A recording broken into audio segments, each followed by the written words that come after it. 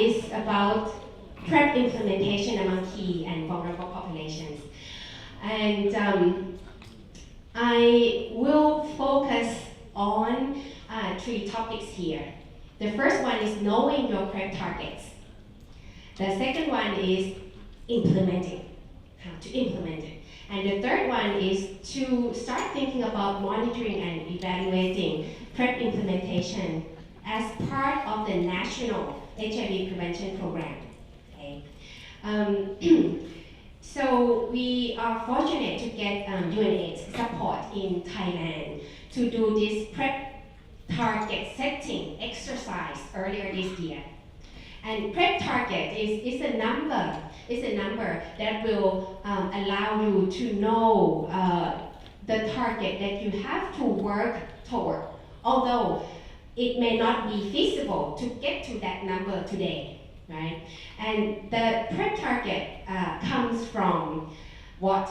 Comes from the country will have to identify first which population would benefit from PrEP in your country. Different countries may have different populations to set PrEP target, right?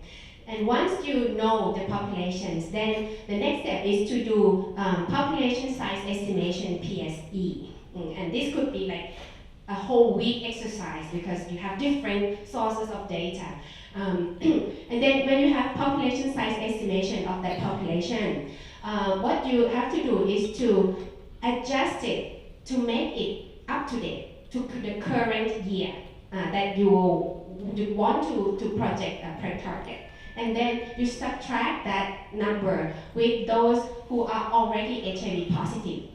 And then you, again, adjust that number to make sure that it included all subpopulations, not just population that represents the survey data that you use to calculate the population size estimation. And at the end, then you calculate the proportion of these people who are at risk using your PrEP eligibility criteria in the country. So now you know how many people among that certain populations that you need to offer PrEP to them. And for Thailand, with that exercise that we had earlier this year, we had the PrEP target in 2020 of just a little bit above 140,000 people. And the majority of them are MSM, followed by people who inject drugs and transgender women. And around 50,000 of them are in Bangkok. And for Thailand, we are the first country to have PrEP included in our national guidelines, and that happened in 2014. So it's October 2014, so it's 5 years now that we have PrEP in our national guidelines. And just 4 days ago, we have PrEP included under the universal health coverage. Yeah. Thank you. It hasn't been easy, but yeah. What I'm going to tell you is that although it sounds good, it sounds like a very beautiful progress so far. Over 5 years, we now, the number at the end of last week is that we have just above 8,000 people on PrEP. 8,000 people over 5 years. And now we know that the target is something around 140,000. So we should not be proud of ourselves at all. That 5 years, you just get to 5% of the PrEP target. So it's probably take you another 95 years to get to the 100% PrEP target. Yeah. So now that's a part of the PrEP target. Now I'm going to get into the implementation part.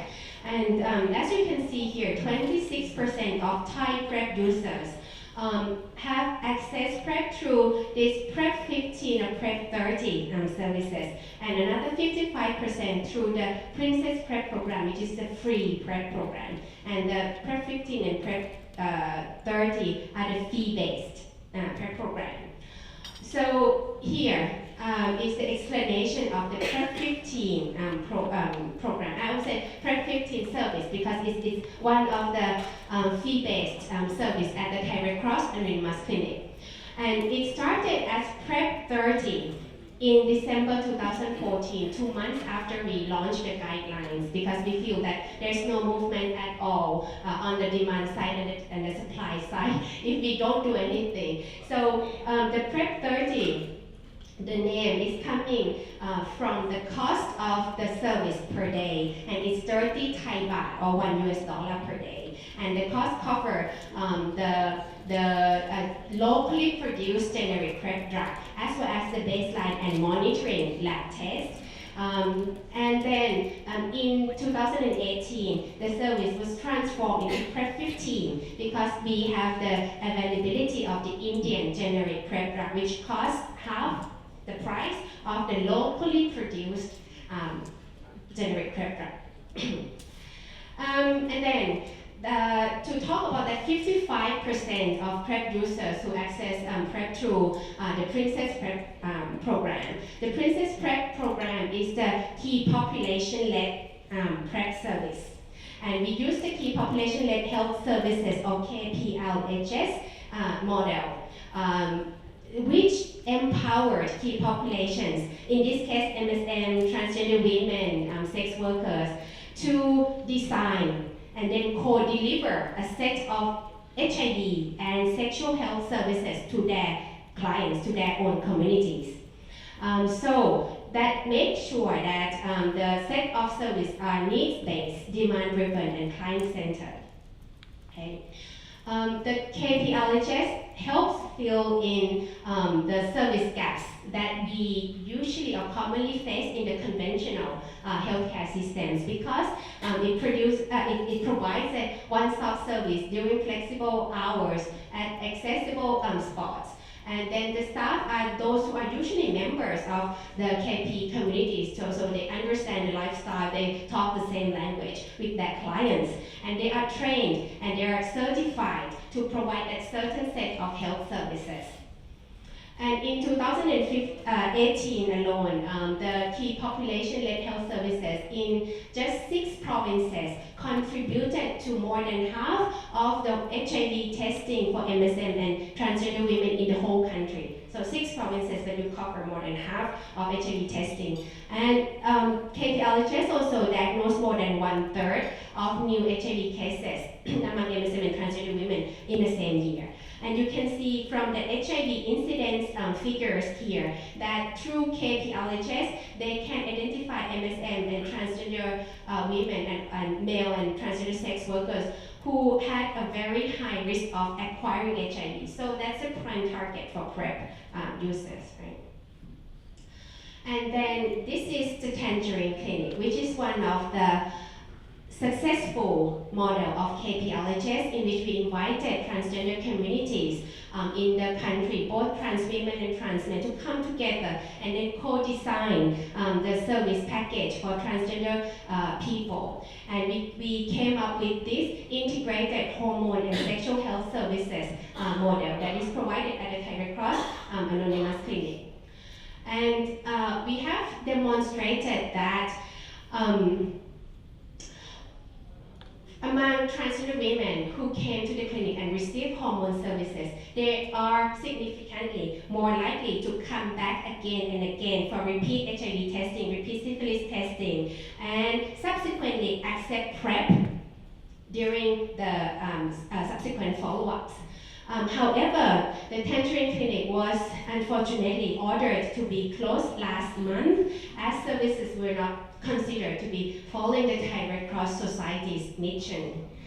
And this is a very shocking and sad news, not only for us, but for the whole transgender community in the country. And by saying this, it means that the services that we see as services designed by the community and draw them into health services are considered cosmetic services by Thai Red Cross Society. So we are now dealing with this situation, but life has to go on. So we'll figure it out how we are going to reopen the new tangerine clinic elsewhere.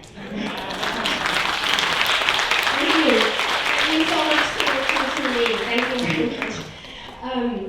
But there are also good news over the past year that in our country we have been successful to institutionalize key population-led health services. So now the KPLHS training modules and certification system were already endorsed by the Ministry of Public Health. Just in June, MOPH also launched their regulation to endorse the role of KP-led providers under KPLHS, and that regulation have already been endorsed by the 3 professional institutions, the Medical Council, Pharmacy Council, and Medical Technology Council. And lastly, we just started over the past few months to pilot the domestic financing directly to the community-based organization to try to transition out from international funding. And I just would like to mention that the PrEP flow that we use both for PrEP 15 and the Princess PrEP services are the same day PrEP flow, which means that people come in tested negative and then they will get the first bottle of PrEP with them, and then we will call them 1 or 2 days later to let them know their creatinine level or hepatitis B serology. And here is also another beautiful example from Vietnam, and thanks to Kim and her team, that we have seen almost 5,000 PrEP users in Vietnam over just 3 years. And the key population-led CBO and clinic partnership was used as a key PrEP implementation model and has been expanded to 11 provinces. We also, I don't have the slides from Danvik, but Danvik Rosadino has kindly shared with me that where are you? Oh, you are there. That in the Philippines, right now, there are at least 500 PrEP users, and half of them are accessing PrEP through the demonstration project, and another half paid for it. But all of these are happening through the Love Yourself program. So that's been good progress. What I would like to talk at the last part of this presentation is about monitoring and evaluation, because I think we know very little about how to best monitor PrEP program, and we tended to use what we have been using for ART program to monitor PrEP program, and it kind of leading us and policymakers to see PrEP as a failure, because when you get people to start PrEP and then you look at retention and those who are on PrEP, it will decrease over time because it's the nature of how people use PrEP. They use PrEP and then off PrEP and they start PrEP again. And so that is why we are now started to look at whether we can use this PrEP cascade idea or prevention cascade idea to look at how we should monitor and evaluate PrEP implementation in Thailand. Within this PrEP cascade, you can see that there are 4 bars. The first bar is the PrEP target. Now we know our PrEP target. PrEP demand is to look at the number of people who, if you offer PrEP and they understand, they know PrEP, they would want to take PrEP. And then the third bar is the PrEP access. So if you know how many people would actually demand for PrEP, and you know how many you already serve, then you see the gaps there among those who want to take PrEP, how many of them still could not access PrEP. And then the last bar is the PrEP effective use, which is a really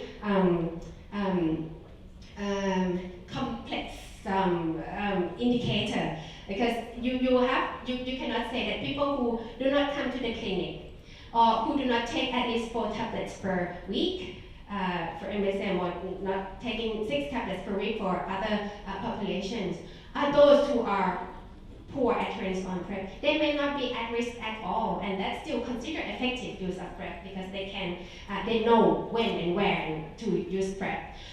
So I'd like to share our preliminary effort to try to use our program data from Princess PrEP program and PrEP 30 program, the PrEP 15 program, and then extrapolated the data to create this PrEP cascade to see where we are now in Thailand and what are the key gaps that we need to improve. So an example here is for MSM.